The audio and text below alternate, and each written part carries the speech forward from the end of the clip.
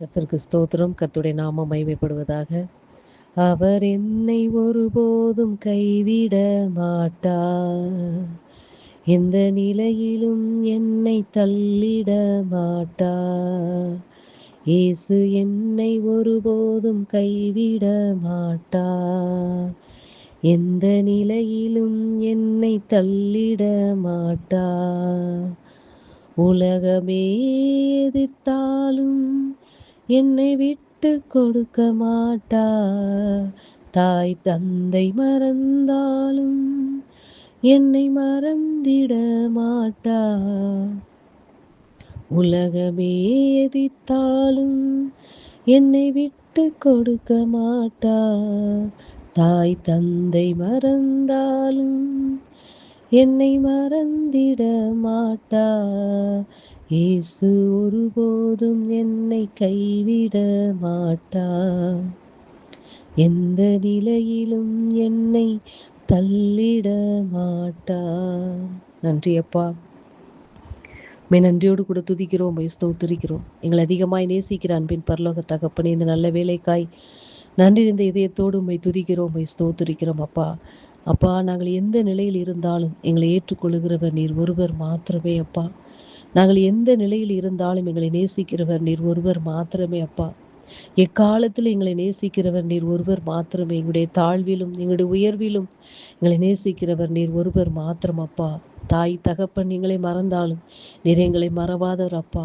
இந்த உலகமே எங்களுக்கு எதுக்காக வந்தாலும் எங்களை விட்டு கொடுக்காத எங்களை ஜனிப்பித்த கண்மலையை உயர்த்துகிறோம் அப்பா. எங்களை தாழ்த்தி வெறுமையாக்கி உம்முடைய பாதத்தில் வைக்கிறோம்.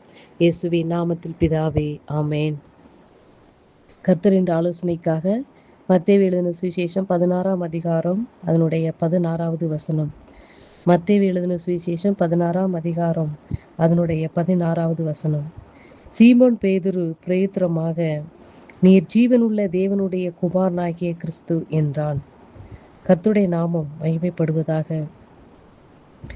இயேசு கிறிஸ்து சீஷரிடம் கேட்கிறார், மனிதர்கள் என்னை யார் என்று சொல்லுகிறார்கள் என்று கேட்கும் பொழுது சீஷர்கள் இப்படியாய் சொல்லுகிறார்கள், சிலர் உம்மை எலியா என்றும் வேறு சிலர் எரேமியா என்றும் தீர்க்கதரிசிகளில் ஒருவர் என்றும் சொல்லுகிறார்கள் என்று சீஷர்கள் சொல்லுகிறார்கள். அதற்கு இயேசு சீஷர்களிடம் கேட்கிறார், நீங்கள் என்னை யார் என்று சொல்லுகிறீர்கள் என்று கேட்கும் பொழுது சீமோன் பேதுரு இப்படியாய் சொல்லுகிறார், நீர் ஜீவனுள்ள தேவனுடைய குமாரனாகிய கிறிஸ்து என்று. அதற்கு இயேசு சொல்லுகிறார், யோனாவின் குமாரனாகிய சீமோனே, நீ பாக்கியவான். மாம்சமும் இரத்தமும் இதை உனக்கு வெளிப்படுத்தவில்லை, பரலோகத்தில் இருக்கிற என் பிதா இதை உனக்கு வெளிப்படுத்தினார் என்று. அப்போ மாம்சமும் இரத்தமும், அதாவது இந்த உலக பிரகாரமாய் இருக்கிறவர்கள், தேவனை பற்றி அறியாதவர்கள், இயேசுவை பற்றி அறியாதவர்களால அவர் யார் என்று சொல்லவும் முடியாது, அவரை அறிந்து கொள்ளவும் முடியாது. ஏனென்றால் அவருடைய கண்கள் மறைக்கப்பட்டு இருக்கிறது. அப்போ சீமோன் பேதுருக்கு பரலோகத்திலிருந்து ஒரு வெளிப்பாடு கிடைக்கிறது. அதனால்தான் அவன் சொல்லுகிறான், நீர் ஜீவனுள்ள தேவனுடைய குமாரனாகிய கிறிஸ்து என்று. பரலோகத்தின் வெளிப்பாடு இருக்கிறபடியினாலே அவன் இயேசு யார் என்பதை சரியாக சொன்ன மாத்திரத்திலே கர்த்தர் அவனை சொல்லுகிறார், நீ பாக்கியவான், நீ பேதுருவாய் இருக்கிறாய், இந்த கல்லின் மேல் என் சபையை கட்டுவேன், பாதாளத்தின் வாசல்கள் அதை மேற்கொள்வதில்லை என்று கர்த்தர் சீமோன் பேதுருவை பார்த்து கர்த்தர் சொல்லுகிறார். அன்பு பிள்ளைகளே, கர்த்தராகிய இயேசு கிறிஸ்து யார் என்பதை நாம் எப்படி தெரிந்து கொள்ள முடியும்?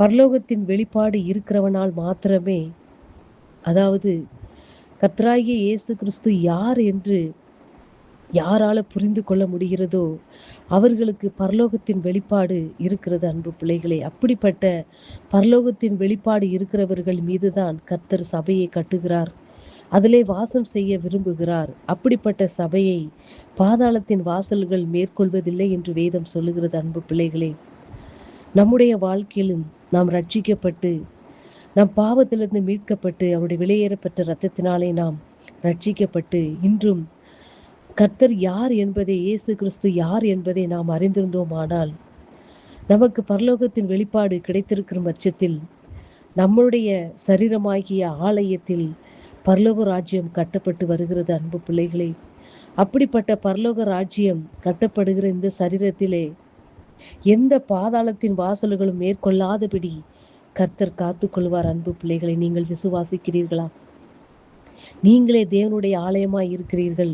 உங்களுக்குள்ளே பரலோக ராஜ்யம் கட்டப்படும் பொழுது எந்த பாதாளத்தின் வாசல்கள், அதாவது பிசாசின் கிரியைகள் உங்களை எந்த வகையிலும் என்ன செய்ய முடியாது, தொடவே முடியாது என்று வேதம் சொல்லுகிறது. அன்பு பிள்ளைகளே, பாதாளத்தின் வாசல்கள் மேற்கொள்ளவே முடியாது. ஏனெனில் உங்களுக்கு பரலோகத்தின் வெளிப்பாடு இருக்கிறது.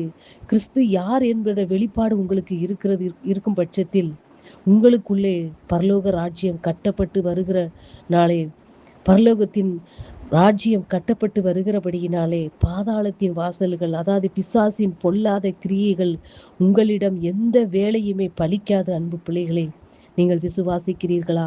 கர்த்தர் யார் என்பதை, இயேசு கிறிஸ்து யார் என்பதை நாம் அறிந்து கொள்ளும் பொழுது நமக்குள்ளே பரலோக ராஜ்யம் கட்டப்பட்டு வருகிறது. இதனாலே எந்த பாதாளத்தின் வாசல்களுக்கும், பொல்லாத சேனைகளுக்கும், பிசாசின் கிரியைகளுக்கும் நாம் பயப்பட தேவையில்லை. அன்பு பிள்ளைகளே, அது ஒரு நாளும் நம்மளை மேற்கொள்ளாது என்பதை வேதம் உறுதியாய் சொல்லுகிறதை நீங்கள் விசுவாசிக்கிறீர்களா?